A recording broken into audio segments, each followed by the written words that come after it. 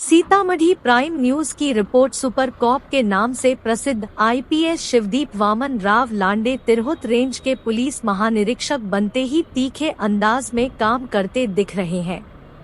बीते 9 माह पूर्व एक लड़की की हत्या मामले में आईजी खुद संज्ञान लेते हुए सीतामढ़ी के डुमरा थाना क्षेत्र रसलपुर पंचायत के मिर्चया वार्ड न 02 स्थित घटनास्थल पर पहुंच परिजनों से पूछताछ शुरू कर दी।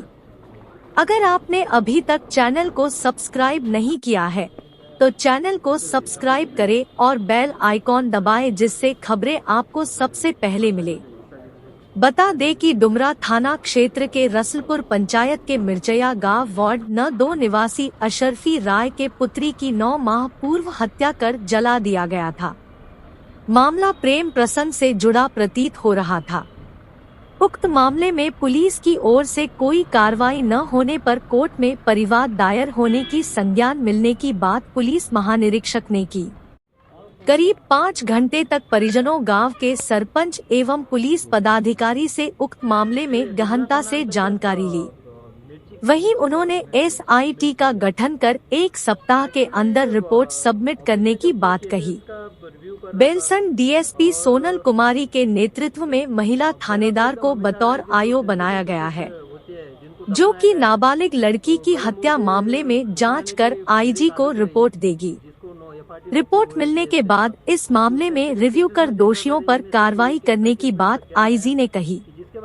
सबसे बड़ी बात निकलकर यह सामने आ रही है कि जिस केस नंबर 372/23 की बात पुलिस कर रही है, उस केस को अब तक ऑनलाइन पंजीकृत कर अपलोड तक नहीं किया गया है। पत्रकारों को दिए बयान में उन्होंने बताया कि गड़े मुर्दे उखाड़ना मेरी आदत सी बन गई है। उसी क्रम में मैं केस का रिव्यू कर रहा था। इस दौरान यह मामला मैंने देखा और मैंने घटना स्थल पर पहुंच जानकारी लेना चाहा, लेकिन कोई भी ग्रामीण मामले में कुछ भी नहीं बता रहे थे। मृतिका के परिजनों को अब तक न्याय नहीं मिलना काफी दुर्भाग्य है। जांच शुरू कर दी गई है। जल्द ही मामले का उद्भेदन होगा और परिजनों को न्याय मिलेगा।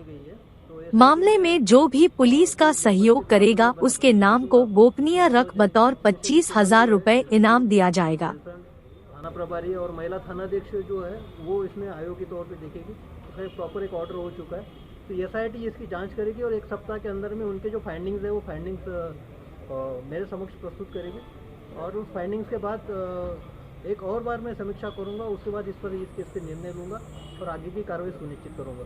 क्योंकि जो बच्ची गई है जिसके बारे में हालांकि गांव वाले जानते हैं, लेकिन ये दुर्भाग्यपूर्ण है कि गांव वाला वहाँ पे आज मैं जाने के बाद भी कोई खुल के कोऑपरेट करने के लिए तैयार नहीं था, कोई बोलने के लिए तैयार नहीं था।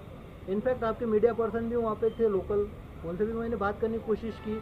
हालांकि उनके हाव भाव से तो पता था कि उनको भी पता है कि एग्जैक्टली घटना हुई क्या है, लेकिन उनका भी रवैया थोड़ा दुर्भाग्यवश बोलना पड़ेगा कि उस टाइप से नहीं था। तो मेरा आम आदमी से भी अपील है, जो भी उस गांव से संबंध रखते हैं, उस गांव में रहते हैं, कि आप खुल के आइए, हमारी मदद कीजिए, हमारी एसआईटी को बताइए कि भाई इसमें एग्जैक्टली क्या हुआ है। हाँ, अगर आपको किसी को रिवॉर्ड की बात है तो मैं मेरे तौर से मैं इंश्योर करता हूँ कि अगर सही सूचना देता है तो उसको 25,000 मैं पर्सनली मेरे तौर से दूंगा, इस घटना के बारे में अगर सच्चाई वो बताता है तो। और उसका नाम भी हम गोपनीय रखेंगे। एसआईटी की टीम है यहाँ पे, उससे वो कॉन्टैक्ट कर सकता है। आपको कोई सवाल है तो पूछ सकते हैं। घटना कब हुई थी? घटना ये एक्चुअली ये घटना भी इम्पोर्टेंट है कि मैं उस वक्त नहीं था यहाँ पे। मैं तो अभी जनवरी में चार्ज लिया। लास्ट ईयर मई जून के आसपास की ये घटना है और अभी करीबन 8-9 महीना होते आ रहा है इस घटना को। तो लेकिन है, न्याय मिलना चाहिए। उस बच्ची की आत्मा जहाँ पे भी अभी है, गुड सोल है, उसको न्याय मिलना चाहिए। हम हमारी कोशिश करेंगे। और ये एक ही केस नहीं है, मेरे रेंज में इस टाइप के जो भी केसेस होंगे इस टाइप से। इनफैक्ट मैंने इससे पहले भी अभी 5-6 केसेस वैसे निकाले कि जिसको गड़े मुर्दे उखाड़ना गए थे, उस टाइप से केसेस निकाले।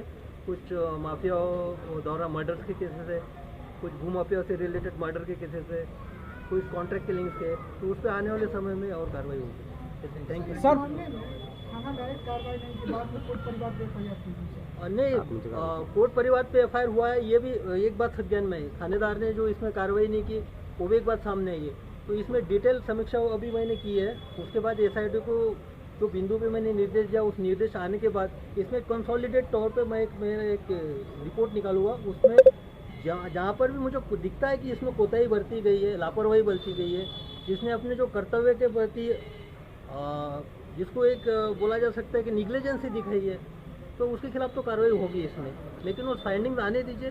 सबसे पहले इम्पोर्टेंट बात मेरे लिए यही है कि एग्जैक्टली उस बच्ची के साथ हुआ क्या है, ये पहले क्लियर हो जाए, क्योंकि यही अभी क्लियर नहीं हो पा रहा है। थेरीज बहुत सारी आ रही, 3-4 थेरीज आ रही है। लेकिन मैं और एक बार बोलता हूँ, यहाँ पे दावे के साथ बोल सकता हूँ, मेरे अनुभव के साथ बोल सकता हूँ कि गाँव वाले हर कोई उस गाँव का जानता है कि उसमें हुआ क्या है, लेकिन वो पता नहीं खुल के आ क्यों नहीं रहे, बोल क्यों नहीं रहे। मुझे लगता है समय के साथ वो बोलेंगे। Thank you.